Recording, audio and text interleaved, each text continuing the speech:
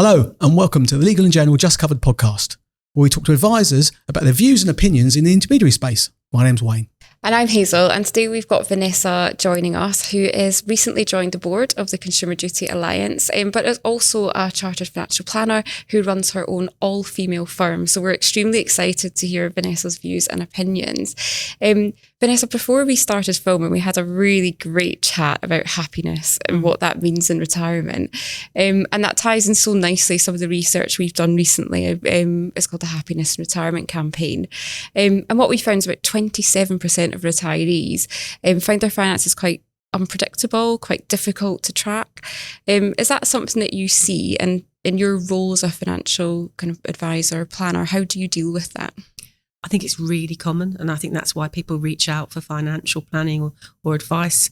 They may have spent their whole lives building up a really successful business, being a team leader, and forging their way ahead and empowering other people to make a living and have a good quality of life. And they suddenly faced with a cliff edge of what often boils down to is, have I got enough? And so they come to us with a view to, well, how do I navigate the next step? How do I make that plan? And it never ceases to be amazing, because you think some of the things these people have done, where they've built something out of nothing, where they've spotted an opportunity, all of those things. And you think, wow, all the things you've done, and you're asking me, how do I live the rest of my life? I always find that really quite overwhelming.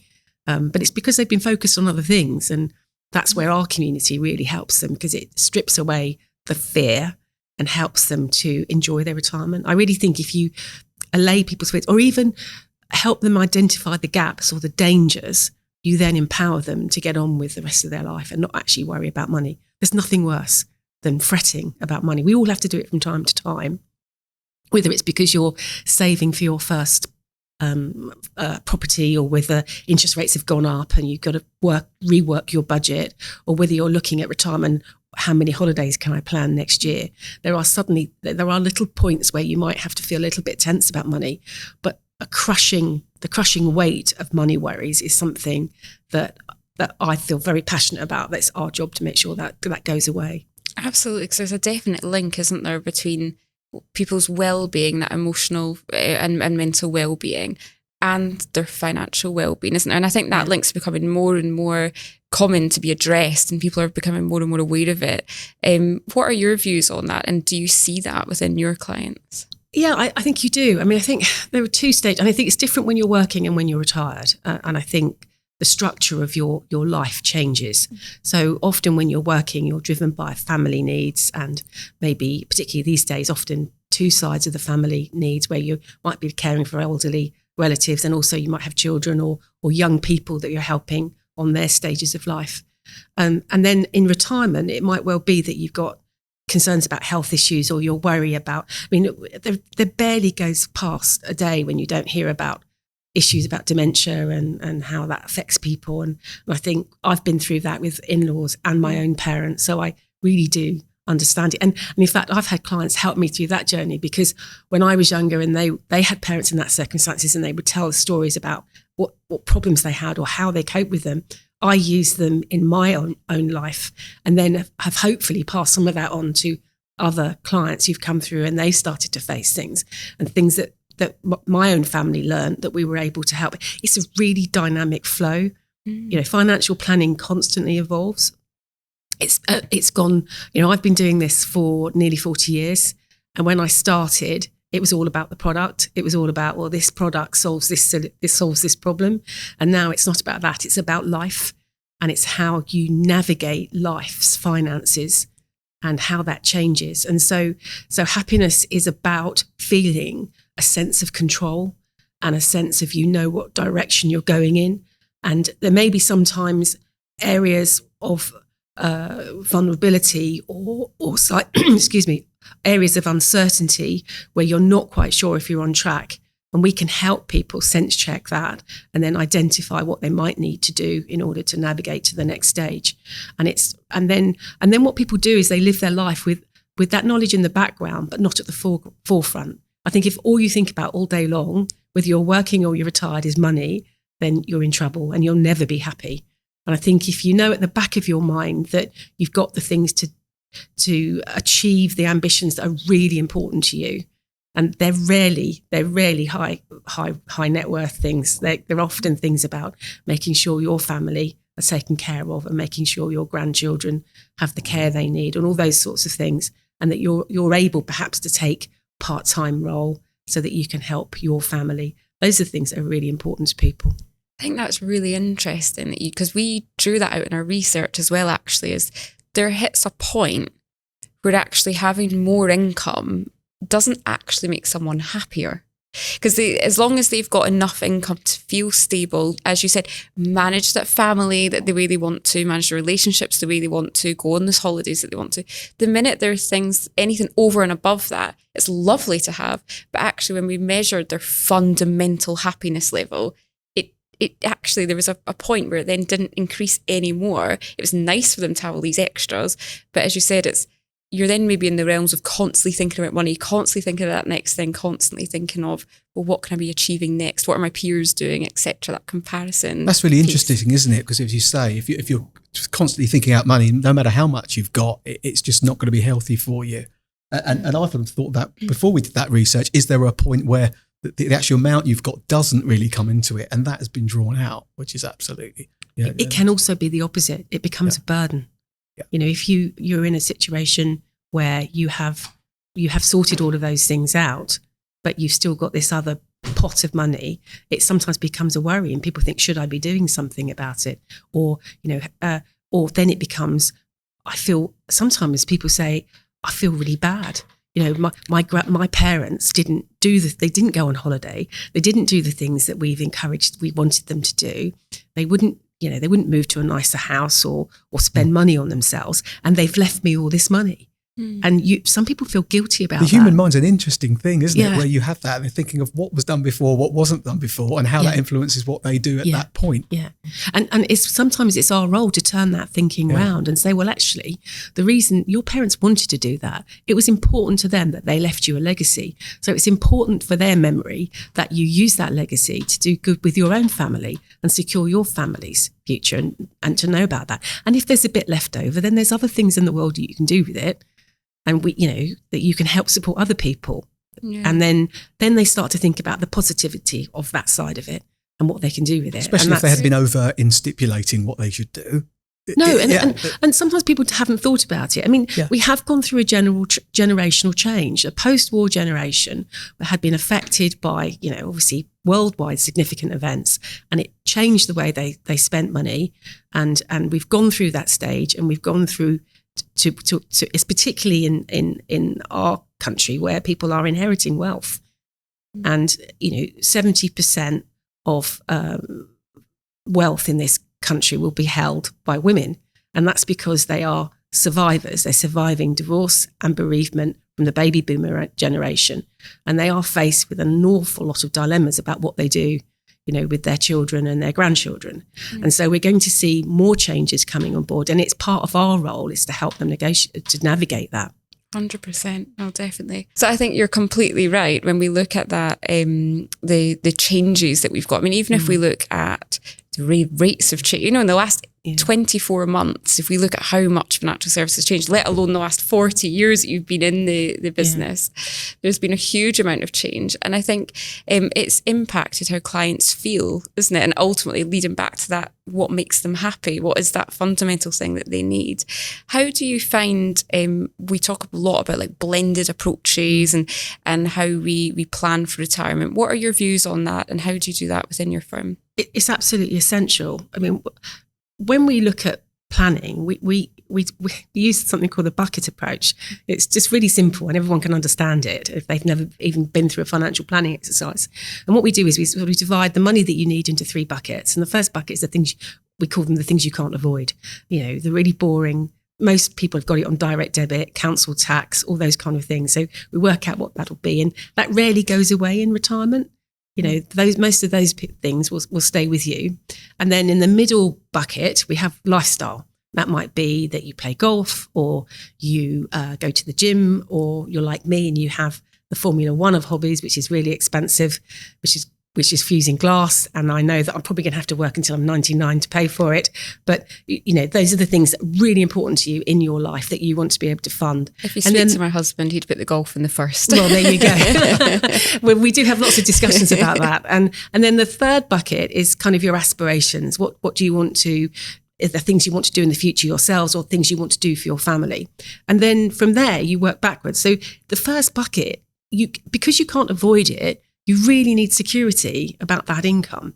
Now, whether that's because you've worked for someone and you're very lucky and you've got a final salary arrangement, or whether or not you look at other solutions in order to give you peace of mind so that when you go to bed at night, you know that your council tax is paid. Because how else can you, if you don't know, if you're not sure at the end of the month whether you'll have enough money to fund those things, how can you relax? And how can your advisor relax? It's a kind of, it's a team effort here. Yeah. So it's important to have solutions that will deal with that. And then and whether that's the golf club membership or not. And then in the middle section, you can afford then to look at other areas which might give you a regular income, but it might not be as secure as the things you've chosen to provide you with the first bucket. And it leads on from there. It's almost like Lego. It's not that, other building blocks are available, but it's about building layers of certainty and maybe return and reward, and you're swapping those around as their needs evolve. And those needs will change. People at the beginning of their retirement often spend as much as you can generate from their portfolio, and even will ask you, we were thinking about doing this. Can we afford it, or can we find some money from somewhere to do something about it? Later on, they might say, we're not spending as much as we were. We're not traveling as much, or one of us has decided they don't want to drive anymore. We've realised that we've got more income than we need. What can we do about it? So it's you adapting to them and them adapting to the advice you give them. It's honestly, it's a constant. It means that every time you see someone, it's a really great conversation. It's really interesting. I really like what I do. And you never get bored. You never ever get bored. It's a simple analogy, isn't it? Sorry, it's a simple analogy just to bring that to customers. I'm sure everyone gets that. And once they're engaged and they understand, they're going to be more keen in moving forward with you on that journey that you said so important earlier on. Yeah, and they learn that they trust you more even, that it becomes a very dynamic, flowing situation where you talk about, they open up and they start. It's interesting because when you start off the retirement journey, you do ask questions about, what do you want to do? How do you picture your retirement? And sometimes people have got a million different ideas about what they want to do, and other people have absolutely no idea. And it's actually you helping them to articulate what they see their retirement, what would make them happy. And later on, they'll come back to you and say, well, actually, these things have changed.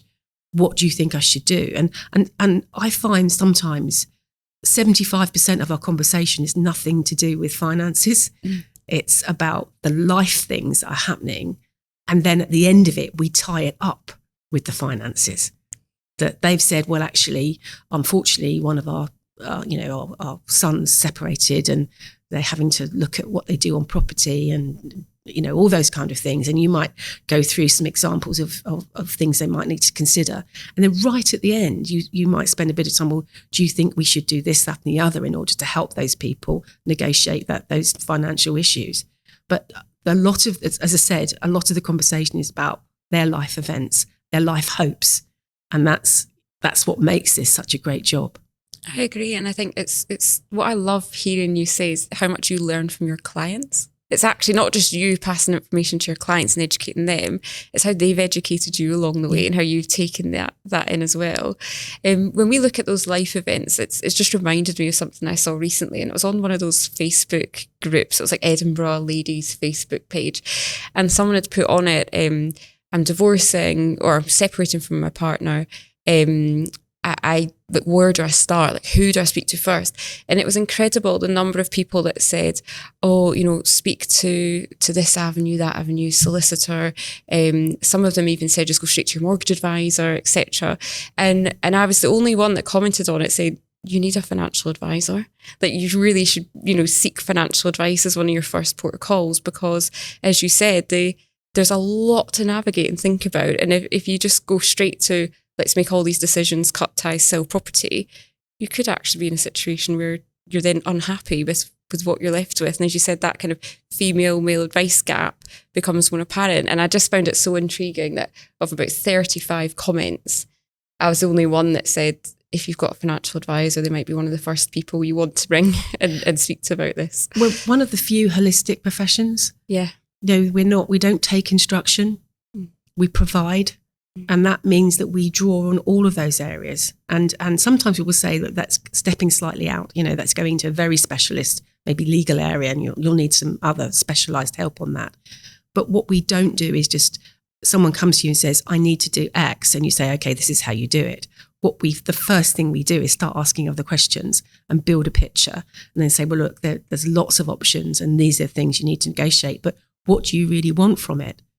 And that is often the point at which people stop, breathe, and then start to think about what they want. That's the value of your advice. You're testing that appropriateness based on the situation, based on the fact, you've closed your laptop, haven't you? You've had that coffee chat, if you like, found out exactly what their aims and aspirations are going to be, what their situation is, where they want to be. Like I say, some are really, really hopeful about all the things they want to do in retirement. Others don't know. Yeah. You might be prompting them along the way. You're getting close. You're benefiting from them yourself as well, in terms of it's a two-way street. You're getting benefits of those close connections you've got with your clients, but that's the value, isn't it, of it there. You're able to say, because if someone comes in and just says, oh, I want to do this. Oh, yeah, okay, just do that. That's your transactional financial advice, isn't it? Which is not a place where your profession is nowadays, is it? No, it isn't. And what I love about it, my background, my degree was in science. And what I love about what we do is the combination of the two, that you actually, you deal with the emotional side of things, and you deal with planning, and you deal with concepts and ideas. And at the same time, you have to crunch the numbers, and you have to make them work, and you have to know the pension regulations, and you have to know the tax rates. I love doing those, a page of calculations. It makes me feel like I'm really in control here. And then on the other hand, sometimes someone says to you, which someone did very recently, they said, you changed my life. Wow. And I get emotional just thinking about it, because I'd never thought someone would say that to me 40 years ago, that you changed my life.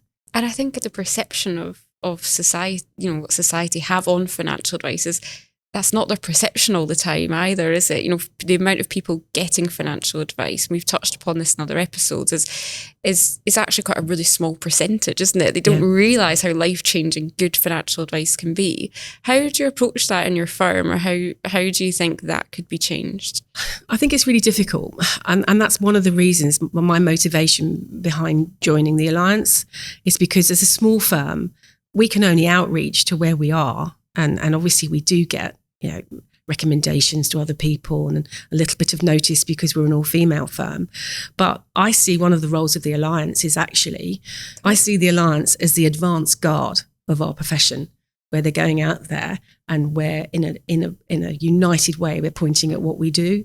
And I think once the public see that, and they see what we can do and the difference we can make, and we have to do that in lots of different strands. We have to do that as general education. We have to do that as being role models about what we do. And what I feel very passionate about and very glad to be part of it is the feeling of teamwork that I've got from being part of that. That it isn't one just section of personal finance. It's all of them. It's qualifications providers. It's the profession itself. It's the providers, and it's the regulator. And I think attending the first conference was one of those moments where you thought, we're doing it again. It's like an RDR moment where we're literally on the tip of another evolutionary moment. And this next one is going to be the legacy I see moving forward of us being on a par with medicine and law and all those, because people really see that we're a fundamental building block of society. And once that is acknowledged on a wider base, then I think that's where we open up, and that's when we become diverse, and that's when we become all things to all people, as you would in those other professions. Nobody ever says, I can't see a lawyer because I'm a woman. And I want, before I finish working in this profession, that someone says, I can't get financial advice because I'm a woman. Yeah. And there's an all-female firm as well, with the Consumer Duty Alliance, that as a platform for you. Yeah. You've obviously got, I presume you have new people coming into the firm and all that type of thing. What a wonderful thing to be able to say that you change someone's life. And I presume you use that as an example, but more importantly, how do you attract ladies into the industry with the all-female firm that you have? I think it's a multi-pronged approach. I think people actually don't realise what we do, and so I think a lot of it is that's almost the modelling part of it, where you start talking about what you do. And I think things like this podcast, although it will be talking a lot to the profession, it's hopefully something that other people will see and be showcased in other ways, so that people start to realise. And it is changing. I mean, from when I started, it's changed quite significantly, but it just needs more of it. And we also need to talk to careers organisations and schools and things like that. I mean, a lot of advisors do that on an individual basis anyway. There's lots of pro bono programs going into schools. And I think when you see more women advisors doing that, then that will help. But there's other avenues. And I think the Alliance is something that will help, particularly small firms. You know, often you're doing your day job, you're giving advice, and then also if you are a small firm, you're generally running the firm as well, or 2 or 3 of you are running the firms. So you've got all those extra requirements and regulatory things that you have to do, and therefore finding a bit of time to develop a program to get what you think is important and you feel passionate about financial is impossible. But if we can leapfrog with organisations like the Alliance, and that if the providers see the value, as you know, as the regulator now does, you know, saying we recognise that 80% of financial advice is good and given through small firms, that means that you are going to catch those coattails and be showcased, and that's what we need. 100%, and that's what we're massively behind, is championing that financial advice and how we get more clients trusting the profession, wanting to use the profession, and actually recognising they have a need to use the profession as well. And what we definitely found in our most recent research is that, as we said, those who took advice were actually happier in retirement because their outcomes were right. And what a great way to showcase to the rest of the world why they should absolutely be looking at it. We empower them to forget about the money and get on with their retirement. That's what we do. Oh, I love that. That's what it's about. Love that. Thank you so much, Vanessa. That has been brilliant to speak to you. You've given such good insights. And I think what I've definitely seen here in your role in your firm and the Consumer Duty Alliance, it's all about the customer, isn't it? It's all about them at the end of the day and actually working with them. We always ask guests at the end if they had one piece of advice for others listening to this. What would yours be? I'm putting you on the spot now. I think trust yourself and trust your instinct with people, and just realise you're in it for the long term, so that if you think the right thing to do is to tell someone to do nothing or to do very little, then do that too, because they'll thank you and they'll come back to you. And that's happened to me so many times that sometimes I've said to someone, you're not ready for something like this now. Go away, work another few years, come back, and that's when we can really give you some advice, that kind of thing. So just trust yourself. That's really powerful, yeah. So actually the art of doing nothing is actually sometimes harder than looking for something to do, isn't it? So it's looking busy. Don't always look busy. Well, thank you so much, Vanessa. That's been brilliant. My pleasure. Amazing. Thanks, Vanessa. Cheers.